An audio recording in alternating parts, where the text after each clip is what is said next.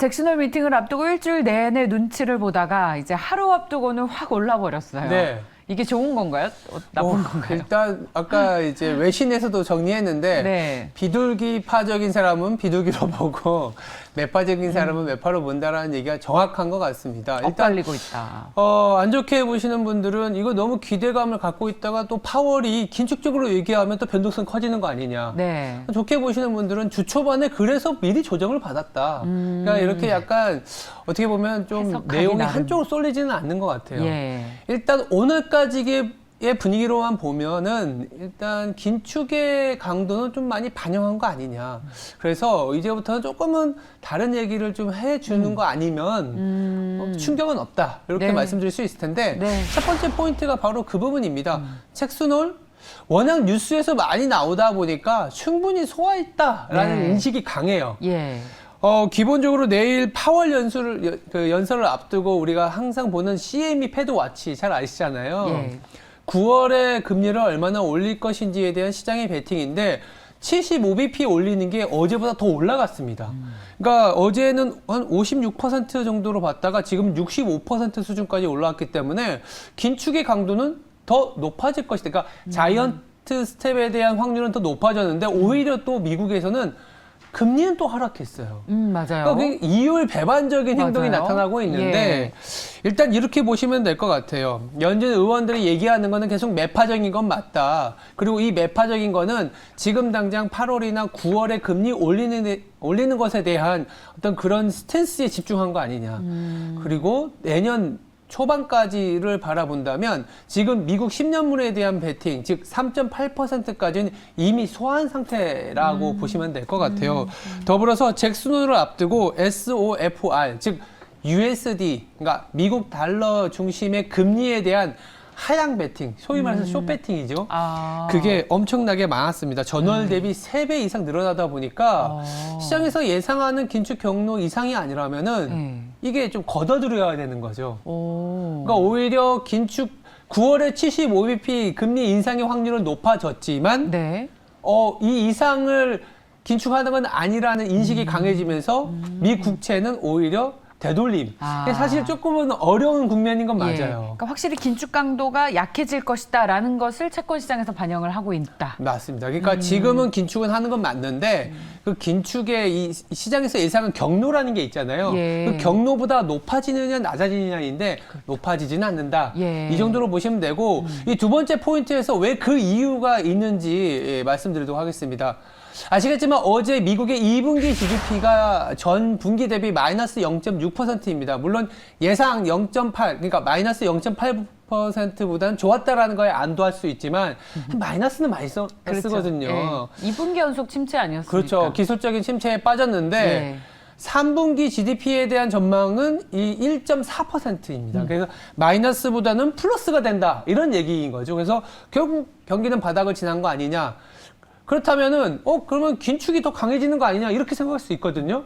근데 보시면 이 3분기에 대한 전망치가 내려오고 있어요. 전주에는 1.6%였는데 최근에 경기 지표들이 나오다 보니까 특히나 주택 지표가 조금은 둔화되다 보니까 경제 성장률이 1.6%에서 1.4%로 내려왔다라는 거죠. 그래서 마이너스에서는 벗어나는 거 맞지만 긴축하기에는 조금은 부족한. 그러니까 이게 오히려 상향 조정되고 있다고 하면 긴축의 강도가 세지겠지만 오히려 GDP 나우, 즉 애틀란타 연은에서 계속 데이터 나올 때마다 기계적으로 업데이트를 하거든요. 이게 굉장히 잘 맞습니다. 예. 그래서 오히려 하향 조정되고 있다라는 거는 지금 긴축을 더 하는 분위기는 아니겠구나. 예. 이게 시장에서 원하는 정확히 정답이었다라고 볼 수 있는 거죠.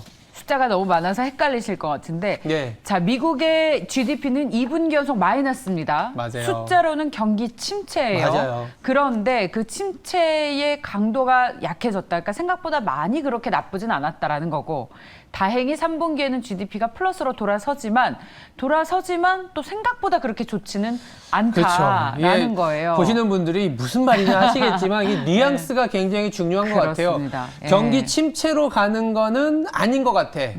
그렇다고 경기가 너무 좋아서 긴축을 여기서 더 강하게 하는 것도 아닌 것 아니다. 같아. 그래서 제가 좀 약간 엉뚱한 말이지만 골디락스라는 얘기는 골디락스 국면은 아니지만 그러니까 시장에서 정확히 원하는 정도의 경기 상황이라고 할까요? 예. 침체는 아니지만 또 너무 확장이라서 긴축을 더 가지 않는 딱 그 정도 수준의 경제 지표와 연준의 어떤 긴축의 강도가 현재 시장의 상승을 조금은 더 강하게 한 거 아니냐. 이렇게 미국 쪽에서는 볼 수 있고, 사실 또 어제 강세의 하나의 원인이 세 번째 포인트에서 조금 더 얘기를 드릴 수 있을 것 같아요. 바로 중국이 이제는 좀 급해진 것 같습니다. 네. 벌써 지금 선선해지는 9월이 다가오고 있는데 예.